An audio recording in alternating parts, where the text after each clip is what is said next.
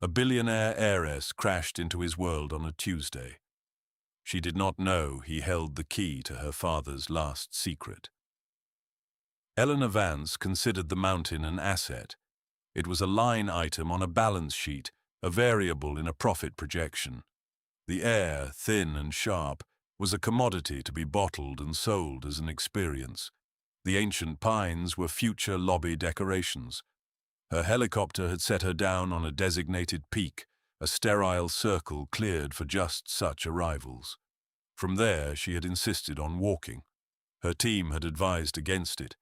They spoke of weather patterns, unpredictable terrain, the lack of cellular service.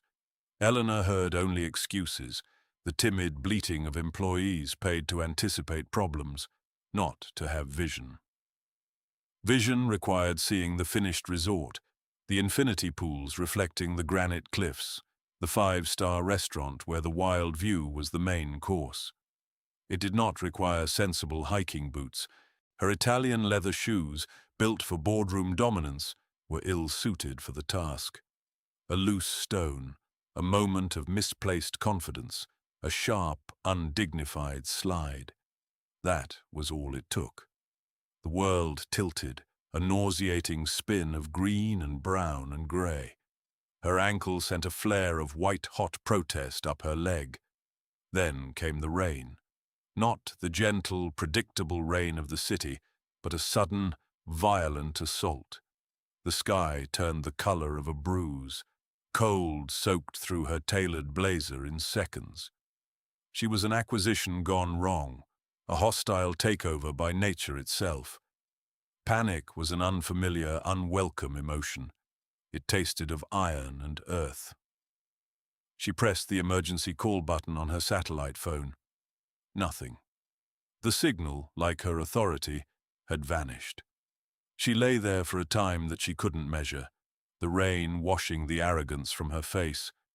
Then a shape emerged from the downpour. A man. He moved with a quiet economy, his steps sure on the treacherous ground. He wore practical, worn clothing that seemed to be a part of the landscape itself. He stopped a few feet away, his gaze taking in the scene without surprise or judgment. The expensive, useless shoes, the ruined suit, the pale, rain-streaked face of a woman entirely out of her element. He did not ask if she was okay. The answer was self-evident. He knelt, his movements deliberate. He examined her ankle with a gentle but firm touch that was startlingly professional. His hands were calloused, strong. They were the hands of a man who worked with tangible things, with wood and stone, not with abstract figures on a screen. A bad sprain, maybe a fracture.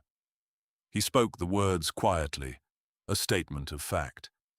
He had a small pack on his back, from which he produced a compact splint and wrapping. He worked in silence, his focus absolute. Eleanor, accustomed to being in command, found herself utterly powerless. She was a problem to be solved, and he was the solution. It was a dynamic she understood, but the roles were uncomfortably reversed. He finished his work and looked at her. His eyes were the color of the forest after the rain, a deep and steady green. "We need to get you out of the storm." He helped her to her feet, his arm a solid brace against her side. The journey was a blur of pain and jarring movement. He seemed to bear her weight effortlessly, navigating the slick trail as if he had been born to it. His cabin appeared through the mist like a promise. It was small, made of dark wood, with a curl of smoke rising from a stone chimney. It was not a display of rustic charm for tourists. It was a place of genuine shelter, solid and real. Inside, the air was warm and smelled of wood smoke and coffee. A fire crackled in the hearth. He settled her onto a simple wooden chair, propping her injured foot on a stool. He moved to the small kitchen area and returned with a mug of something hot. It was just tea, but it felt like a lifeline. She finally found her voice, the crisp, executive tone she used to command boardrooms. "I am Eleanor Vance." She said it as if the name itself should be enough, a form of payment or identification that carried its own weight. He simply nodded, his expression unchanging. Elias Thorne. He offered no title, no explanation, just a name. Her phone was useless, a dead piece of glass and metal. My company will have a search party out for me. Omnicorp. She added the company name, another attempt to assert her identity, her importance in the world beyond this small, isolated cabin. At the name, a flicker of something passed through his eyes. It was too quick to decipher. Recognition. Contempt. It vanished as quickly as it came. The storm will keep them away until morning, he stated. There was no arguing with the certainty in his voice or with the roar of the wind outside. She was stranded. She was at the mercy of this quiet, competent stranger. A small figure appeared in the doorway of another room. A girl, perhaps 7 or 8 years old, with the same serious green eyes as the man. She held a stuffed bear with one button eye. Maya, this is... Elias paused, looking at Eleanor. He did not use her name. A guest. The girl, Maya, looked at Eleanor's ruined shoes, her dirt-stained clothes, her pale face. She walked over and solemnly offered the bear. Eleanor stared at the toy, unsure how to respond. It was a transaction she did not understand. There was no contract, no quid pro quo. It was a simple, unconditional offering. She tentatively took the bear. Its fur was worn smooth in places from years of affection. Thank you. The words felt foreign in her mouth, stripped of their usual polite insincerity. Maya gave a small, shy nod and retreated to her father's side. Elias prepared a simple meal of soup and bread. They ate in near silence, the only sounds the crackling fire and the howling wind. Eleanor was used to power lunches, to conversations as carefully constructed as legal documents. This silence was different. It was not empty. It was solid, peaceful. After the meal, Elias gestured to a worn but comfortable-looking armchair near the fire. You can rest there. He and Maya disappeared into the other room, leaving Eleanor alone with her thoughts and the one-eyed bear. She looked around the small cabin. Everything was handmade, from the sturdy table to the shelves lining the walls. The joinery was precise, elegant in its simplicity. It spoke of patience, of skill, of a deep respect for the material. On a drafting table in the corner, covered by a simple cloth, she saw the edge of a blueprint. Her curiosity, a driving force of her professional life, was piqued. She hobbled over, using the chair as a crutch. She lifted the corner of the cloth. It was not a simple cabin plan. The drawings were complex, intricate. They depicted the structural framework of a cantilevered bridge, with stress calculations and material specifications penciled in the margins.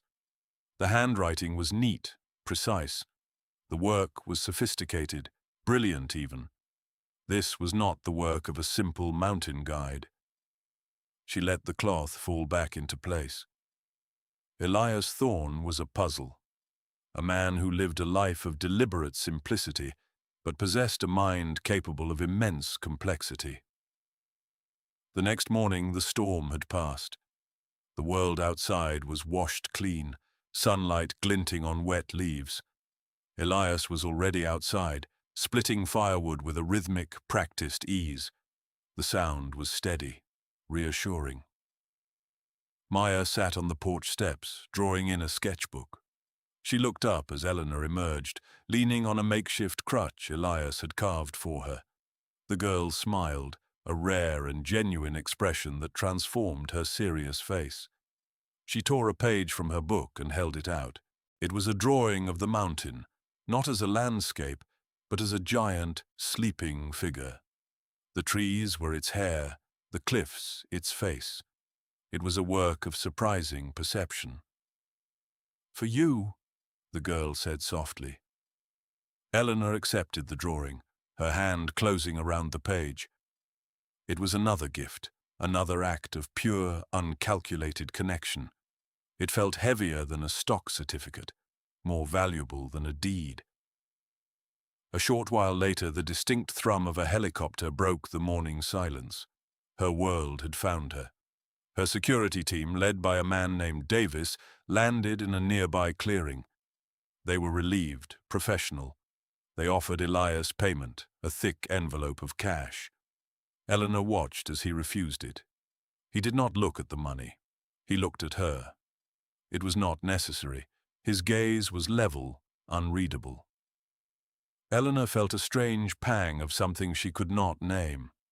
Shame, perhaps. She had intended to offer him a reward as well, a transaction to close the account. But she understood now that it would be an insult. Some things could not be bought. As she was helped into the helicopter, she looked back at the cabin. Elias stood on the porch, Maya at his side. They were a small, solid unit against the vast wilderness. They did not wave. Back in her world of glass and steel, the incident on the mountain felt like a fever dream. Her ankle was treated by the best doctor in the city. Her schedule was rearranged by her ruthlessly efficient assistant, Anya. But the memory of the cabin, of the quiet man and his daughter, lingered. She kept the child's drawing on her desk, a strange, whimsical object amidst the stark minimalism of her office. A week later, the preliminary reports for the resort project landed on her desk. The project was being fast-tracked by her ambitious second-in-command, Julian Croft. Julian was sharp, polished, and utterly without a moral compass. Eleanor had always considered that a useful trait. Now she found it unsettling. She read through the geological surveys, the environmental impact statements. They were too clean, too perfect. They read like a sales pitch, not a scientific assessment. Something was wrong. Buried deep in the appendices was a list of properties subject to compulsory purchase orders. Small parcels of land, holdouts against the inevitable tide of progress. One name caught her eye. Thorne, Elias. A small plot with a cabin, designated for demolition to make way for a service road.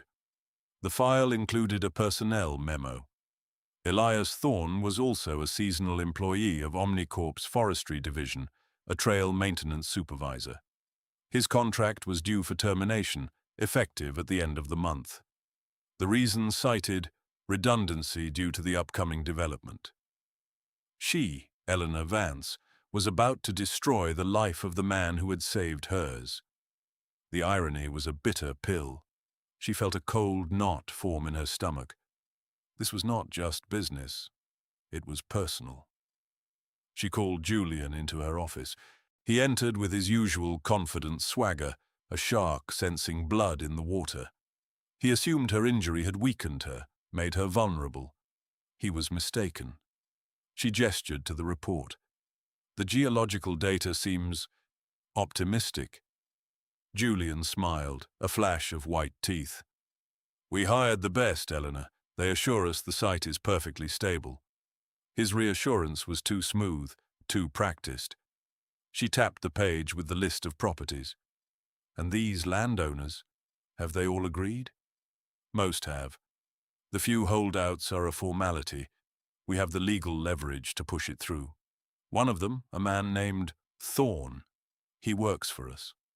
Julian's expression tightened for a fraction of a second. A seasonal worker. Unimportant. He will be handled. The word handled hung in the air, cold and menacing. Eleanor felt a chill that had nothing to do with the office's air conditioning. She dismissed him, her mind racing. Julian was hiding something. He was pushing too hard, too fast. She needed more information. She needed to go back. The next day, she flew back to the small town near the mountain, this time in a nondescript rental car, not a corporate helicopter. She told her office she was taking a few days of personal leave to fully recover. Only Anya knew her true destination. She found Elias not at his cabin but in the town's small library. He was sitting at a table with Maya, patiently helping her with her homework. He looked up as she approached, his face showing a brief, unguarded flicker of surprise. She did not offer pleasantries. She got straight to the point. Omnicorp is trying to take your land. He did not seem shocked. He simply nodded slowly. I know. They sent a surveyor yesterday. He asked a lot of questions that had nothing to do with surveying. He was a threat, an intimidation tactic, Julian's work. She sat down at the table, her injured ankle throbbing dully. The geological reports for the resort are falsified. I'm sure of it. Elias looked at her, his green eyes searching her face. He was trying to understand her motive. Why are you telling me this? You're the head of the company. It's my company, but it's not my project. Not like this. The distinction was important. It was a line she had not realized existed until now. He considered her words, his gaze steady. The mountain isn't stable, not where they want to build. The shale deposits are too fractured. A heavy structure combined with the runoff from the spring melts could trigger a landslide. He spoke with the quiet authority of a man who knew the land not as a map, but as a living thing. How do you know? Because I've seen it happen before. A shadow passed over his face, a memory of a pain so deep it was etched into his features. He looked at Maya, who was now absorbed in her book, oblivious to the adult conversation. My wife. She was an environmental lawyer. She fought a company called Titan Construction over a project in the city. Eleanor knew the name. Titan was a subsidiary of a larger conglomerate, a competitor. They had a reputation for cutting corners. They were building a high-rise on unstable landfill. She had the proof, the original soil analysis reports they had buried. She warned them. He paused, his voice thick with emotion. They didn't listen. The foundation failed during a seismic tremor. The building collapsed. She was in a nearby office working late. The story fell into the quiet library with a devastating weight. Now Eleanor understood the blueprints in his cabin. The man who built things with his hands had lost everything to those who built things with greed. And the project manager for Titan on that project? The one who signed off on the falsified reports? Elias looked her directly in the eye, a young, ambitious executive named Julian Croft. The pieces clicked into place with sickening clarity. Julian was not just being reckless, he was repeating a pattern. He had killed before through negligence and ambition, and he was willing to do it again. And this time, Eleanor's name would be on the project. Her legacy would be a disaster built on a lie. We have to stop him. The words came from her, but they felt like they belonged to both of them. An alliance was forged in the silence of the small-town library. Elias looked at her, a long, searching look. He was deciding whether to trust her. Her world had taken everything from him. Now she was offering to help him fight it. He gave a single, decisive nod. My wife kept all her files. I have them at the cabin. She never threw anything away. She said you never know when the truth will need a witness. They drove back to his cabin, the threat now feeling immediate and personal. Julian was not just a corporate rival, he was a clear and present danger. The thought of Maya, of her quiet innocence, fueled a protective instinct in Eleanor that was fierce and unfamiliar. At the cabin, Elias led her to a small, built-in desk in the corner. His wife's desk. It was neat, organized. He unlocked a drawer and pulled out a series of boxes filled with legal files. They spent hours going through them, the afternoon light fading outside. The files were a meticulous record of Julian Croft's early career, a litany of safety violations, ignored warnings and legal shortcuts. But they couldn't find the smoking gun, the original soil report from the Titan disaster. It's not here, Elias said, his voice laced with frustration. I was so sure. He sank into a chair, the hope draining from his face. Eleanor looked around the room, her mind working, analyzing. She was a problem solver. This was a problem. Where would a cautious person put something truly important? Not in a place that could be easily found. Not in an office that could be searched. She would give it to someone she trusted, someone outside the system, someone local. She thought of the town, the small, interconnected community. Is there anyone she was close to? An old friend? A mentor? Elias looked up, a spark of realization in his eyes.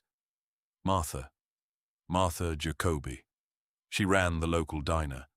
She had known his wife since she was a girl. They drove back to town, the sky now a deep indigo. The diner was a small, bright oasis on the quiet main street. Inside, a woman with kind eyes and a no-nonsense demeanor was wiping down the counter. Martha. She looked up, her expression softening as she saw Elias. Then her eyes fell on Eleanor, and a veil of caution descended. Locals were wary of outsiders, especially those who looked like they owned the world. Elias made the introduction, his voice low and urgent. "We need your help. It's about Sarah." He used his wife's name. At the sound of it, Martha's professional facade crumbled slightly. She led them to a small office in the back. She listened intently as Elias and Eleanor explained the situation. When they were finished, she was silent for a long moment. Then she walked to an old, heavy safe in the corner. She spun the dial, the clicks echoing in the small room. The heavy door swung open. From inside, she removed a sealed manila envelope. "Sarah gave this to me the week before the collapse. She said if anything ever happened to her, I should hold on to it. She said one day the right person might come asking for it." She looked at Eleanor, her gaze sharp, assessing. She was trying to decide if Eleanor was the right person. "I hope you are." She handed the envelope to Eleanor. Her hand trembled slightly as she opened it. Inside was a data chip and a single folded sheet of paper. It was a handwritten letter from Elias's wife. It detailed her fears, her certainty that Croft was knowingly endangering lives for profit. It was her testimony from the grave. Eleanor read the letter, the words of a woman she had never met, and felt an overwhelming sense of duty. This was the key. This was the evidence that would not only stop the resort, but would finally bring Julian Croft to justice. She looked at Elias, his face illuminated by the single desk lamp. She saw the years of grief, the quiet endurance, the fierce love for his daughter. This was for him. It was for Sarah. It was for Maya. She contacted Anya, her loyal counsel. She spoke in clipped, precise tones, laying out the situation and the plan. "Call an emergency board meeting. Use my authority. I want everyone in the room tomorrow at noon." Anya, sensing the gravity, did not question her. Eleanor spent the night not in a hotel, but on the simple couch in Elias's cabin. Sleep did not come easily. She was about to dismantle a part of the world she had helped build. She was turning on her own kind. It felt less like a betrayal and more like a homecoming. In the morning, before she left, Maya gave her another drawing. This one was of 3 people holding hands: a man, a woman, and a small girl. Their faces were smiling. Eleanor folded it carefully and placed it in her pocket. It felt like a shield. Elias drove her to the local airfield. He did not say much. He did not need to. As she boarded the small charter jet Anya had arranged, he placed a hand on her arm. His touch was brief, grounding. "Be careful." She met his gaze. "I will." The flight back to the city was a journey between 2 worlds. She was leaving a place of truth and substance and returning to a world of illusion and ambition.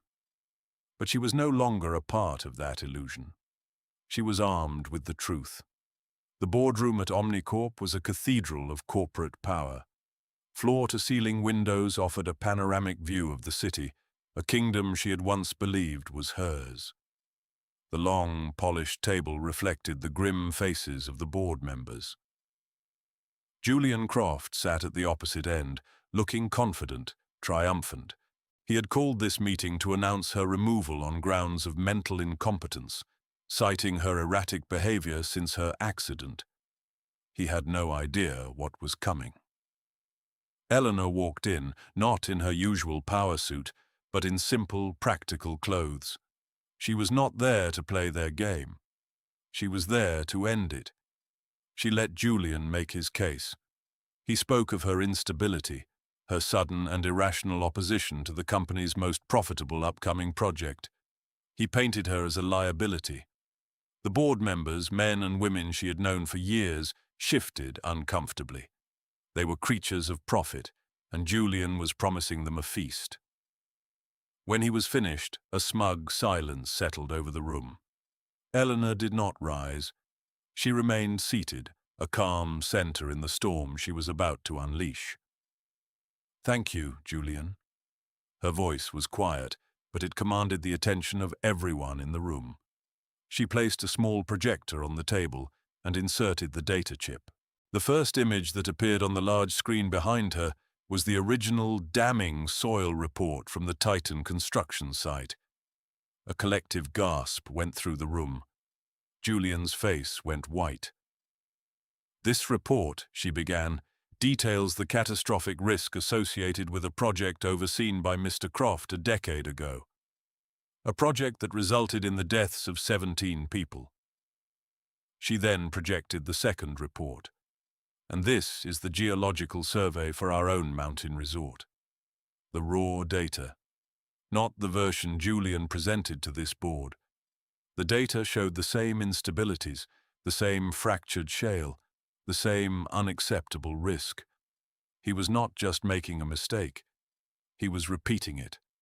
Knowingly. She let the data speak for itself. The numbers were cold, hard, and irrefutable. Then she turned off the projector.